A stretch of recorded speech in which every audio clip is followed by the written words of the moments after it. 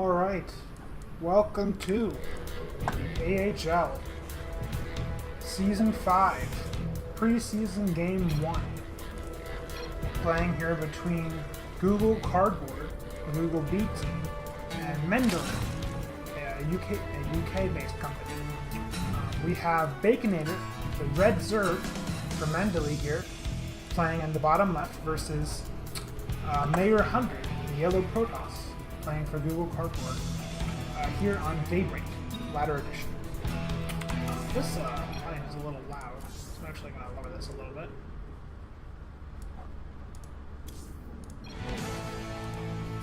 Now let's get back to the game. So fairly standard opening. We do have this pylon here, placed next to the assimilator in the main base, and not near the ramp, which versus a Zerg opponent, that's not necessarily optimal. While nowadays you can go for that mothership core, go for your 1-gate expand, and be safe against a lot of things that you wouldn't be safe against in Wings of Liberty, it's still a good idea to build your gateway and cyberport here, put Bob the Zealot in his rightful spot, here or here, to defend against potentially incoming Zerglings. Drone going out here for Baconator. A 13 gate started for the Protoss player. And you have the Zerg player going up to 15 drones, so no early pool here whatsoever. Probe going to scout, drone going to scout as well. They will pass each other. The Overlord will not see the probe. He may see this one though, possibly. Spawning pool goes down, so there will be no hatch first here. Drone will get into the base. We'll see what he finds. One gas completed, the second one started. This gateway almost done, so we should be seeing a cyber core soon. Protoss goes to scout the natural, sees nothing, so he's going to go and try to get that hatch block. Or not, he could run away. Zerg will take that natural happily, just before his spawning pool finishes. Meanwhile, we have a German probe getting fisticuffs over here. Drone is trying to run around. He may be trying to block the Nexus. He may just be trying to stay alive with scouts. Cyberport goes down, but that's quite late. This gateway was done a little while ago. But we do have a pylon going down here by the Zerg's third base. So we may see the Protoss getting up to some shenanigans with this double gas. Possibly a proxy oracle. Which tends to be fairly common, although if you were going to go for it, proxy oracle, it's often safer to put it up here, where the Zerg is much less likely to scout it. The oracle flies very quickly, so putting it this close can be quite dangerous. We do see him going for a Twilight Council, though. So he may be trying to hide Blink. Let's start that warp gate now, Cyberport. Starts the warp gate a little late. Zerg is now sending those drones down to his natural, just cleaning up.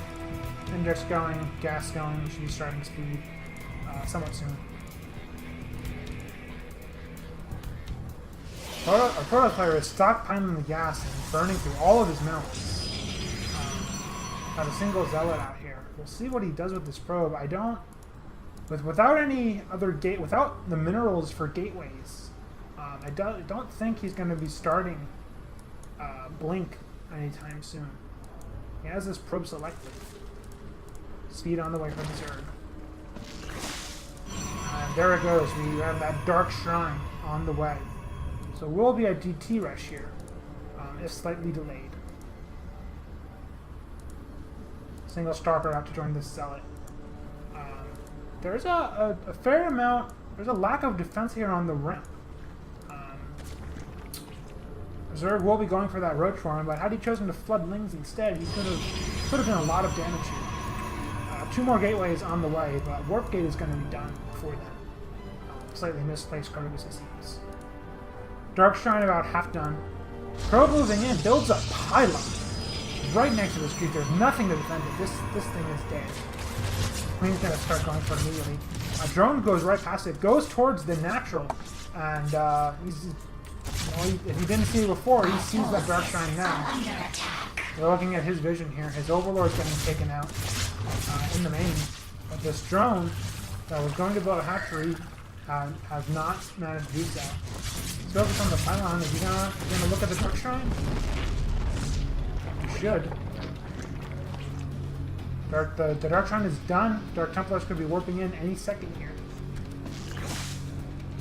Drone's still sitting at that third. There he goes. So he knows the Dark Shrine is here. And we see 1, 2 Spore Crawlers thrown down, third Spore Crawler thrown down here in the main. 2 DTs have been warped in. They're going to come in, take out a couple Zerglings. They're going to go for this queen, but they need to focus Spore Crawler. Try to get to these drones. The hammer out a bit, but they choose to let it finish. And now with these roaches and queens and rings all here, Spine is barely surviving. DTs are taken out. And our Protoss player is now very, very behind. They are on the way. Drone to vote probe count is equal, but with no second nexus and 3 units being given away here. Our Protoss player is very, very behind. He's got a lot of gas, not enough minerals to start a nexus. He's throwing down 3 more gateways, which 6 gateways on one base. You cannot afford 6 gateways on one base. You can barely afford 4, even with full saturation. So Zerg's gonna push out here. He's got 6 roaches, bunch of ling. He's gonna start taking out the pylons. And there's not enough here. We see the Protoss going for Nexus pylon. If he had a forge, he could throw down some cannons, but he does not. These stalkers are gonna get caught by HP. Take out maybe 1 or 2 Zerglings before getting taken out themselves. There are no units. The forge is only just starting. Our Protoss player has a ton of gas, but no minerals. He cannot warp in the defenses he needs to hold this nexus. Roach is focusing down the pylon, and now they're going to work on these stalkers. Zerglings wailing on the nexus. Some DTs would prove quite useful here, but they're none to speak of, and Protoss player-wise it's called GG. So Mendeley takes game number 1, and we'll be moving on to game 2 shortly.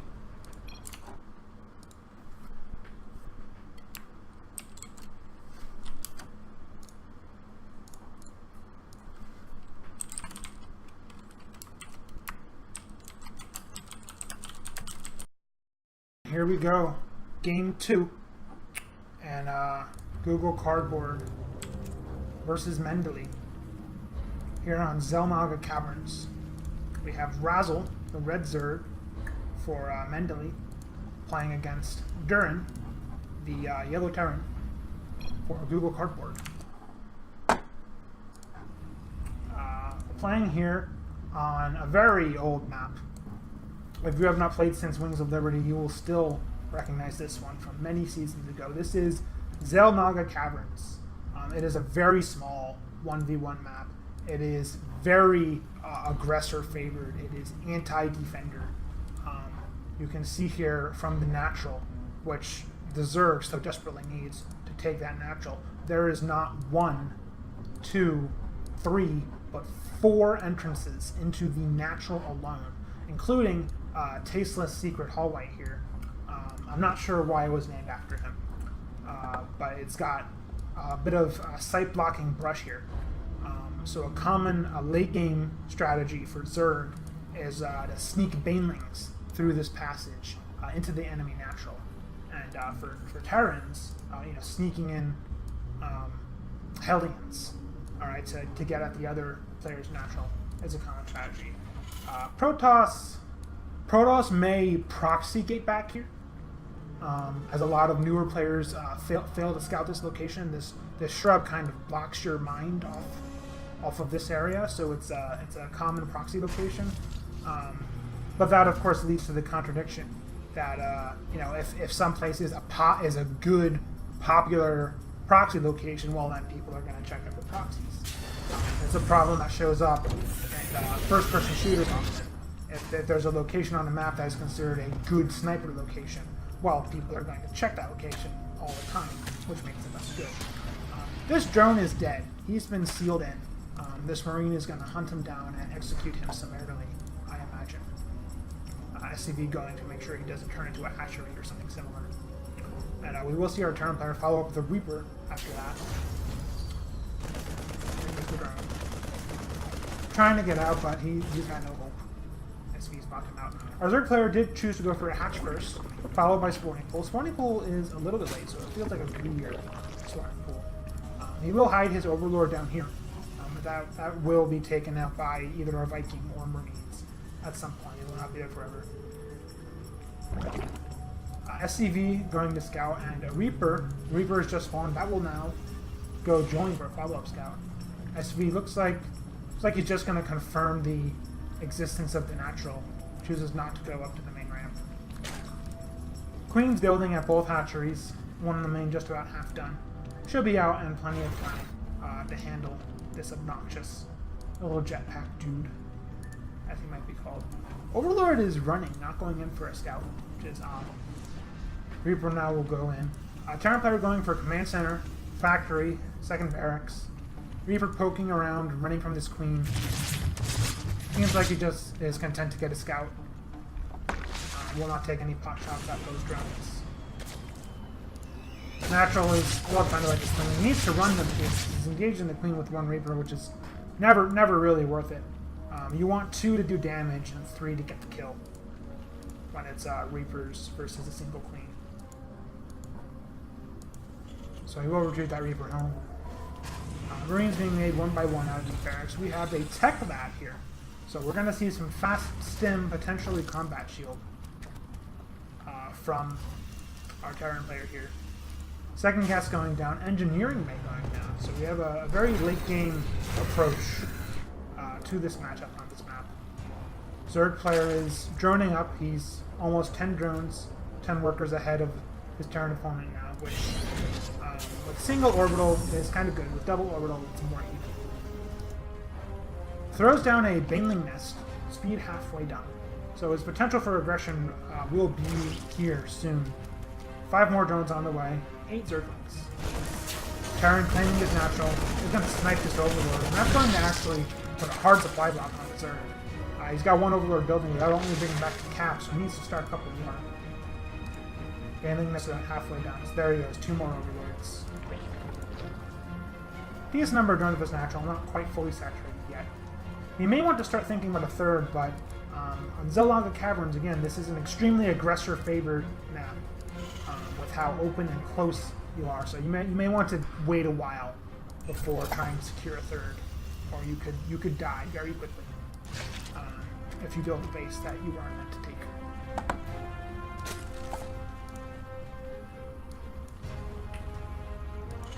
Lots of production going on for the Terran player. We have that starport coming in, another barracks, Widow Mines coming out, combat shields just about wrapped up, +1 on the way, and the engineering way. A fair amount of Marines and Widow Mines here. Enough to maybe even bring on some pressure, but without stim, it's very dangerous to move on the map, especially against speedlings. If you find out you don't have enough units to take on the fight, you lose all your Marines. That's what happens. If you have no medevacs and no stim. 2 evolution chambers here. Reaver will scout those, although doubtful whether he could on them. He's going to go and hang out with his 30. Spine. So our Zerg is closing off one of these choke points, but the second one is still open. And I'm not sure about the decision to close off the farther entrance as opposed to the closer one, because this leaves his main more exposed. Whereas if you guard this entrance, you not only half protect the natural, but you also start to protect the main some as well. But this way being undefended, there's no defense for the main. We have a third CC going down for the gold Terran player. Heavy supply block as well. Needs to start some depots. +1 about to finish. Attack done. 2 depots going down now. And he's going to start to seal off the secret hallway. And he may be moving out, trying to cause some pressure. 8 more Zerglings on the way. +1 melee, +1 carapace for the Zerg. A macro hatchery about to finish in the main. Terran just hanging out in the side of this watchtower here. Zerg should be fully aware of this army's presence. Terran player has natural and main up and running, but the natural is a little low on saturation. So it is getting a small mule hammer. Well, that helps take the rocks down quicker, but generally you never want to actually throw your banelings into rocks. Don't fight back. They aren't going anywhere. Small little mistake there. Giant player looking like he might want to get aggressive. Got these Widow Mines in a fairly forward position, preparing to retreat in the event of banelings, in which there are banelings. There are 12 of them up and ready. Lair is just about done, so we should see those centrifugal hooks started soon. We should see a spire planted down soon as well. Bunch of lings here, but they're not quite rallied. We need to see that thing here. Zerg will be taking on these blocks soon. Second engineering brain and armory, so Terran player is getting ready to get those other upgrades. Zerg now sees this army is here, ready to go. Building 24 more lings, so he's getting ready to do that defense. And fortunately for him, the Terran player is going to back away. He's not going to press this location. There wouldn't be much to take here until the task stage decides to creep. He is going to back up, land his third over in the more secure location on the right-hand side and take out these rockets. Zerg building some more drones, going up to 53, 59. Which for 3 bases, that'll be helpful once this is complete. But for now, you see he's got 23 out of 24 on minerals here, and 18 out of 24 on minerals here. So he's a fair bit oversaturated. So he will be rallying those drones down to third. They will long distance mine for a little bit. And one of mine gets a kill. Good for him. But we have a giant ball of lings and banelings here. Speedlings and speed banelings. Well, almost. 6 more seconds. Spire goes down, so he will eventually transition into those Mutalisks. But 1-1 is done and 2-2 is on the way. This is a lot of lings. He could do some serious damage here. Terran is out of position. He's sitting here by the third. He's going to get a sensor tower. Try to get in position, but here come the lings. Reaper in the front is going to take most of the damage. Widowmine just fantastic hit on those banelings. Killing out a lot of them, but enough remains. Clear out this bio ball. The lings overrun. Both armies decimated. Maybe a third or a quarter of the original version count remaining. But there's nothing left. They're going to chase after this Widowmine here. They're going to chase after these SCVs. Medevac's actually running to keep those SCVs healing. The Berserkers are going to run into the main, take down these Marines, which are trickling in piece by piece. Plenty of oversevere backup in order to take out those Widowmines. Fortunately for our German player, a nice checkpoint here instead of a trip point. Instead of a bunch of Zerglings. Zerglings are, however, going to town on the main mineral and now you can see that worker. They hadn't taken a whole lot of worker damage up to this point, but now 16 workers in that small little span taken out by all those things. Yeah, he's really going to need these 3 orbitals here.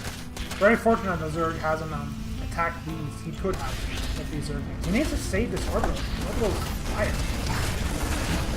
All in all, a fairly favorable engagement for the Zerg, and he's got round 2 ready to go. Alright, 15 more Banelings, a ton more Zerglings.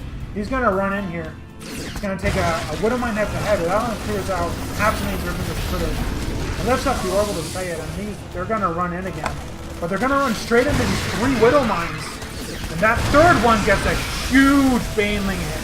Clears out almost every Baneling. Marines are rallying out here, but they've got nice positions by these buildings.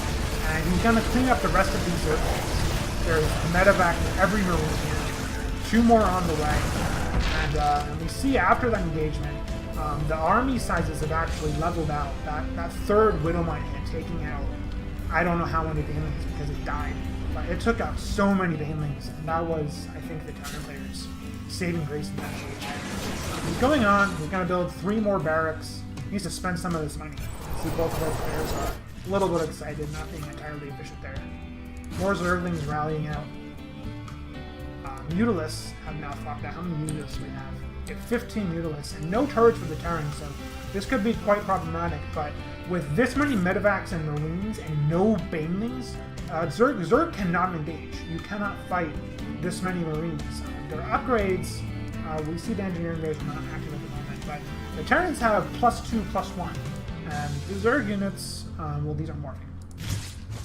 But I believe there's no flyer upgrades for the Mutalists. These are OO Mutalists. And the Banelings are 2-2. So the Zerg player is actually ahead of the Terran upgrades ever so slightly. But as far as Banelings go, you know, that plus armor doesn't really matter a whole lot. You want that for your Zerg base. 10 more of those on the way. 12 more Banelings on the way. Morphing those in here under the Mutalists. He may go in soon. And Durin's going to go for a drop. Durin's going to sneak out the right. Zerg is hovering over here. He may catch wind of this. Terran should be aware of his location as he's now sitting in the center. He does do that scan. He's aware of the army's location. Medevac's going to fly right by this Overlord, but the question remains as to did Razzle notice and prepared to react to this incoming drop. And with his Overlord now going to take advantage, he should be completely aware of the trouble he's now in. He's going to have to move this army back into his main, or he may lose. There's actually a lot of tech to snipe here. There's not a lot of mining going on. Zerg doesn't go for it. Zerg's going to go forward. So drop moves in. He's going to focus on these queens. Mutalists and Lings run in first. Bait the Widow Mine shots. Marines are flying through it, but the Banelings plow through. Kill all the Marines. Now all of these medevacs are exposed. Mutalists take out 2 immediately. Third medevac. Fourth medevac. Widow Mine shot goes off. Marines trickling in piecemeal, but Marines, you don't need a lot of Marines to be cost effective against Mutalists like this. The medevac count has been whittled down to 4, but the healing on these well-upgraded Marines is destroying these 0-0 Mutalists. He's throwing all of them away.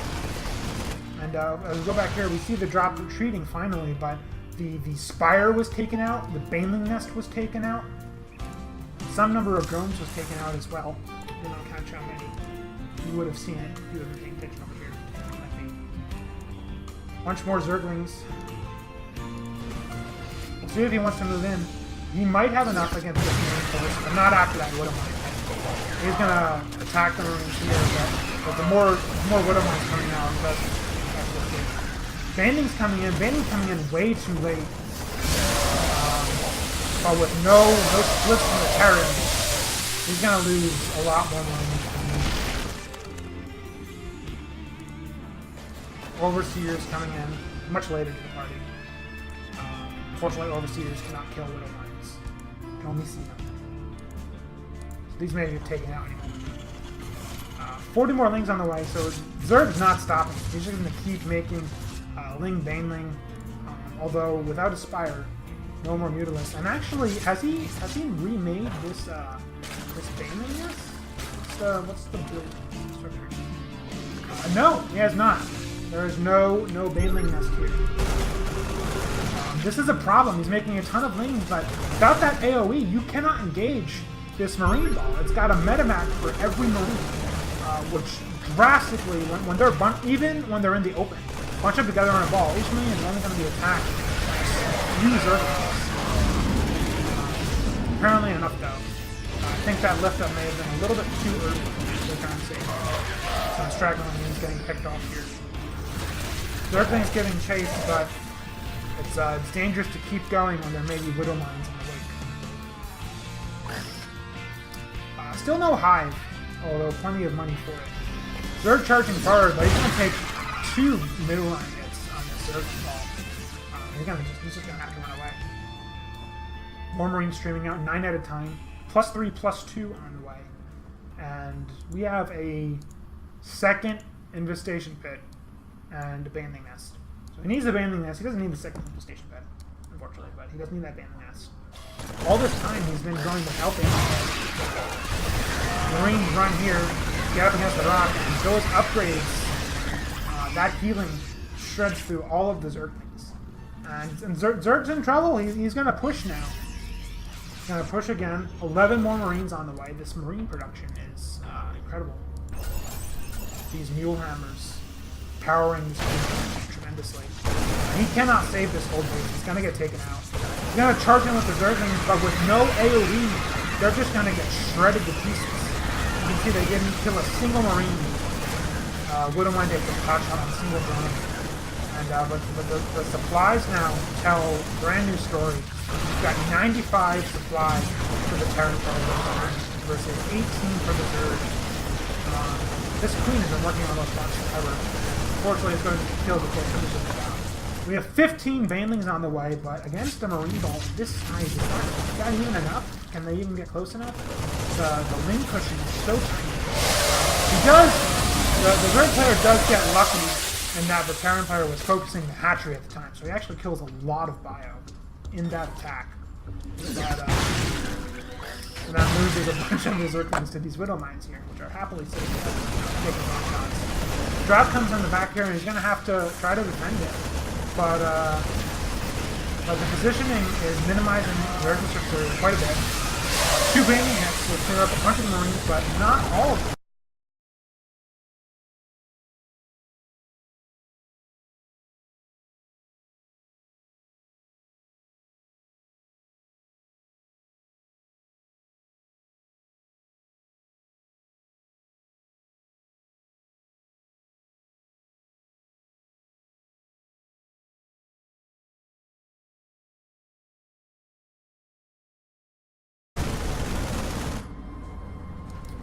Wouldn't mind sitting here recharging. They're gonna hit everything that rallies past here. Just like that. Hatchery dead. More than a medevac. And a new ball of bio running up here. These Widow Mines are having a field day on this spot. The Zerg needs to find a new place to hold its troops. The one he's picked is not particularly friendly at all. They believe we had a observer disconnect at this point. Feel free to ignore that chat.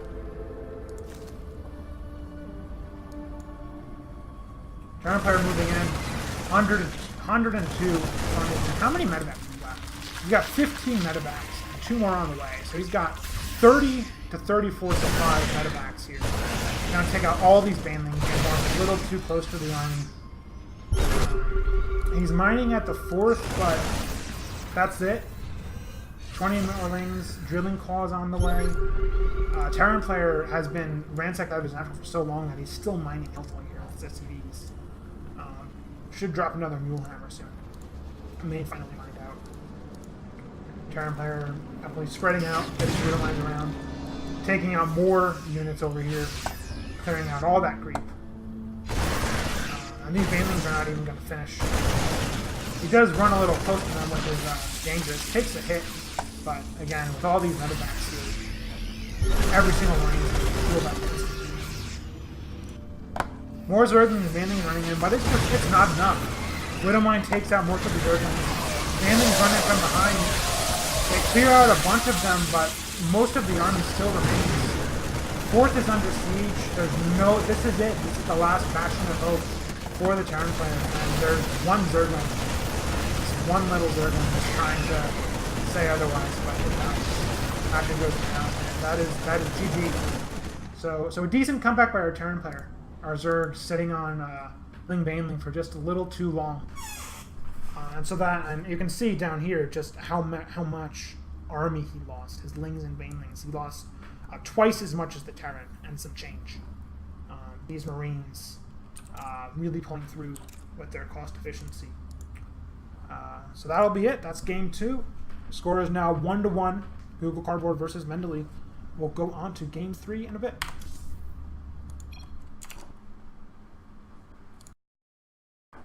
All right, here we go. Game 3 between Google Cardboard and Mendeley here. We have Harbler, the gold Zerg for Google Cardboard, spawning in the lower left position, versus Barrcode, the red Terran, spawning in the upper right. We're here on Cloud Kingdom Ellie. This map is heavily Reaper favored for this giant swath of cliffs here that can be taken advantage of. As for the Zerg, Mutas can be very strong, bouncing between the 3rd and the main here, which for the Terran is a huge runaround. You've got to go all the way back up here to get into your main, and whereas the Zerg is just bopping back and forth. But again, the same thing can apply to Terran drops. If you're defending with a Ling Baneling Force, you know, drop here, drop the third, go back. Getting your Lings and Banelings to run back and forth can be fairly challenging. We will see it's like, yep, we will see that 12 rack score down. We'll see if the Terran player, he goes for the 13th SCD, so he's not going to get that quick Reaper expand. Zerg player going up to 15 drones and over 200 minerals, so yes, he is going to go for that hatch first here on Cup Kingdom. Cup Kingdom, a medium-sized map for 1v1, so this should be relatively safe. Overlord's going out. He hasn't checked for proxies, but you can hold a proxy with hatch first if you need to. It's doable. USCV is going into that gas. Barrett just about to finish up to see what the Terran player's new following that is. He will not be able to get a reason immediately. 17? No, that was a 16 spawn. So fairly greedy after that hatch first. Terran player will immediately go for that second depot. There goes the Reaper. So he will deny any and all information. The Overlord will try to get some, but Marines will be out shortly after that. So he shouldn't wander in too far. Losing an Overlord this early can be fairly crippling to a lot of builds. A lot of tight Queen defenses, Roach defenses, Spooky builds, etc. Second barracks going down. Terran player is not planning on expanding too soon. He would have saved up for that second CC already. He is planning on getting some aggressive units out. Zerg player is starting to collect that gas. He'll be able to start speed in a moment. Both Queens going. And that Reaper is going for that scout. Queen's not done yet, so we're going to have to see some drone dancing here from the Zerg to try to protect himself. And that drone does not want to dance. It tries to run at the last second, but it gets hot shot. The second one needs to take a run. It is going to run. Reaper could have chased, but didn't want to risk it going into that nasty pack of drones. Queen starts taking shots, but the Reaper gets a second drone kill. And if he goes around to this side, he might even try to get a third after his healing. This drone over here is particularly weak, vulnerable to a snipe. However, the Reaper is quite keeping his distance. Probably doesn't want to come within range of this angry Queen anytime soon again. Reactor, Command Center, Engineering. So our Terran player is building a lot of Marines, going to get them upgraded quickly, and we'll eventually start the expansion. Goes for a tech lab as well. So with the quick engineering bay, I think we're going to see combat shield coming here on this tech lab. Reaper poking in, but that Queen is mighty mad. Skirts it a little close to range, doesn't take a shot there. He cannot stop to attack these drones though, and the one that was damaged from before is back up to yellow health. So that will take quite a number of shots. He does, however, scout that the Zerg has a lair on them. And he has Banelingness too, so we may see some fast Baneling speed. We might see a big Baneling swell here, which this combat shield is going to help with a lot, but you also want Stim to take care of those circles. Granted, defensively, one can orient your army to funnel those Zerglings, and you don't necessarily need health, you just need positioning.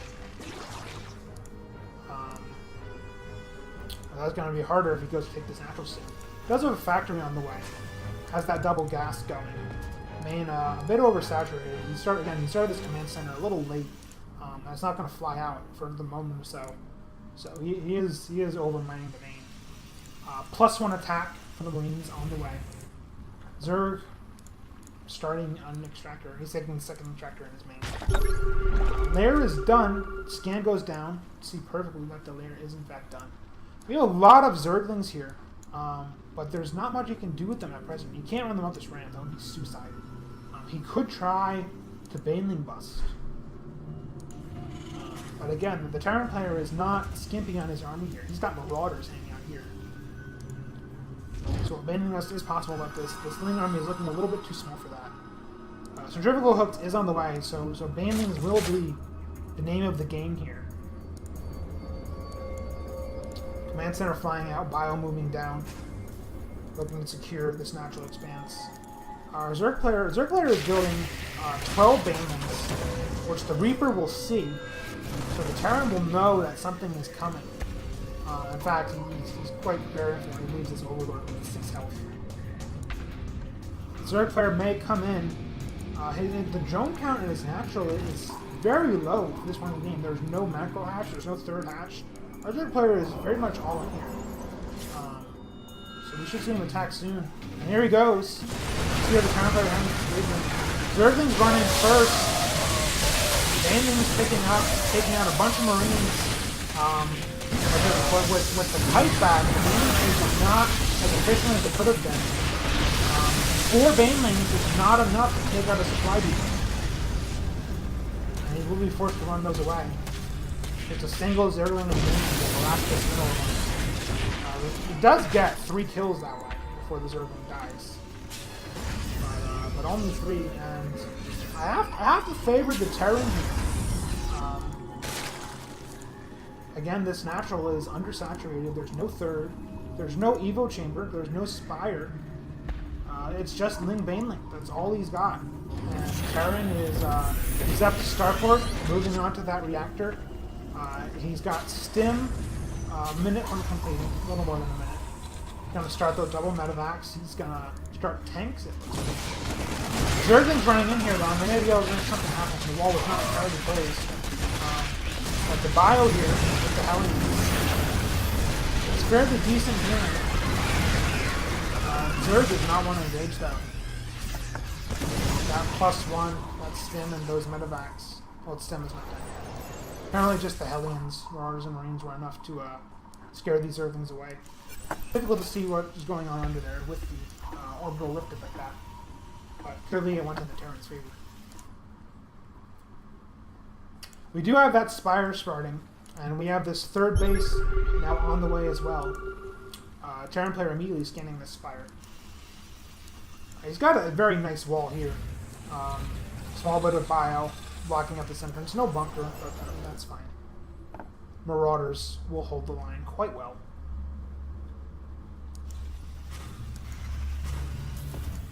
Turrets going down immediately after scanning that Spire. Very wise decision. 2 Evo Chambers on the way, so we are going to start seeing some upgrades out of the Zerg, focusing on a later game, but he needs more drones. He's got 1,700 minerals in the bank. His main is saturated, but his third is empty, and his natural is saturated nicely too. But he needs more drones. He's got 40 drones to 41 SEVs, and with 2 orbitals, that favors the Terran. If I'm a Terran, I'll take that economy difference any day.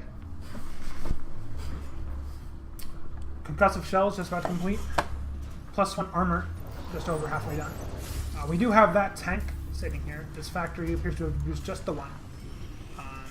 And so, Terran player will move out though.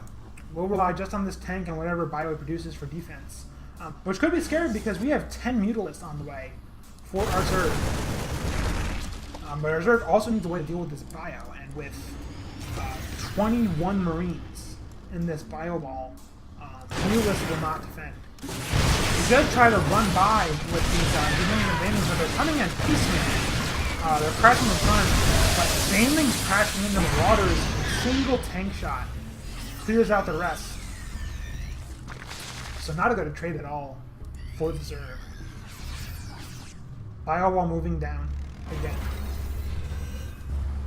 How they're treated when the Ling and Baneling run in. Here comes these 10 Mutalisks. They're gonna swing into the back here. 3 missile turrets though, so they've got quite a bit of work to do. And those Mutalisks gone. Only a few here and a small fleet of Zerglings. There's no Banelings here. None building. He's gonna go for this third. Muta's running into the main back there. But he's not defending this third. There's no way he has enough. Focusing on a second turret. And Terran is going to take the hatchery and pull back. And he should. He's losing actually a lot of SCVs here. He lost 8 already. Does Stim some Marines in, but there's only 3 of them, so you just could take those if you wanted. He does lose 1 Mutalisk though. Focusing on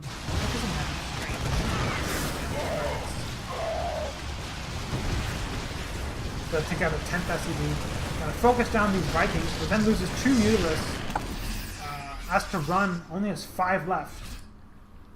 So, I mean, he killed. Ooh, he gets the SCV on the command center over here.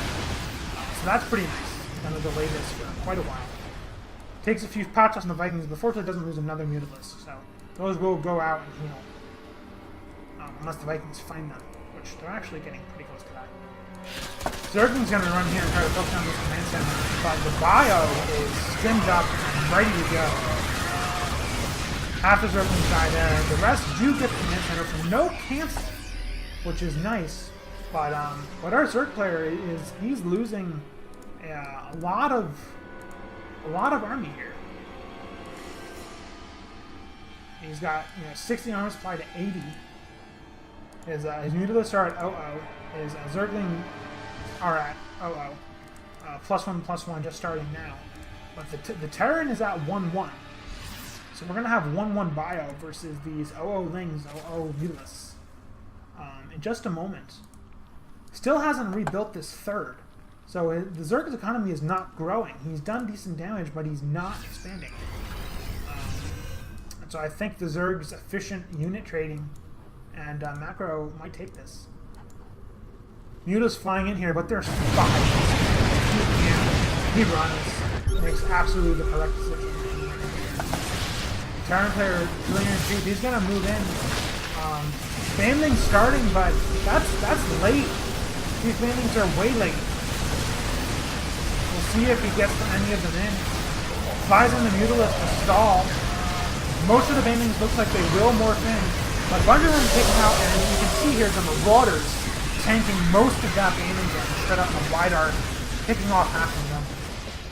There's no third for him to kill. Most of the Marines still remain, and the supply says it all. It's 50 here to 120. Fire that Caverns, but there's no Mutalisk to use for it. There's no damage being done over here. The natural is going to fall, and yeah, we're going to have some consolidation. That is it. That's the game. That's the end of game number 3 in Google Cardboard versus Mendeley. The score is now 2-1 Mendeley, and we will go on to game 4 in a moment. So this is game 4. Here will be match point for Mendeley. If Google Cardboard takes it, we will go on to an ace match. Stay tuned.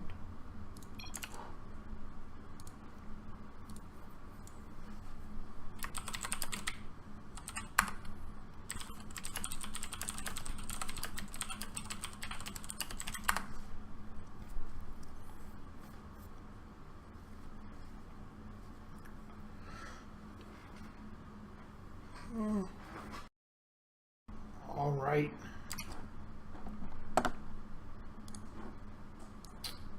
Here we go. Game 4. Google Cardboard versus Mendeley. That's weird. So we have here Mimimi, the gold random player, versus Garomi, the red Protoss. Garomi playing here for Mendeley, and Mimimi playing for Google Cardboard. Spawning here in the northern position on Metalopolis. A pretty heavy throwback to the olden days of Wings of Liberty and Wings of Liberty data. And we'll see how these players adapt to the HOTS elements, the Hearts of the Swarm elements of the game. Fortunately, it is cross-runs, and as was pleaded for by many players this season on ladder to Blizzard, they demanded that this game would be cross-spawn only. Close by ground is silly. You have no third, and close by air is a nightmare in Heart of the Swarm due to the focus on air units. You have cheaper Banshee cloak.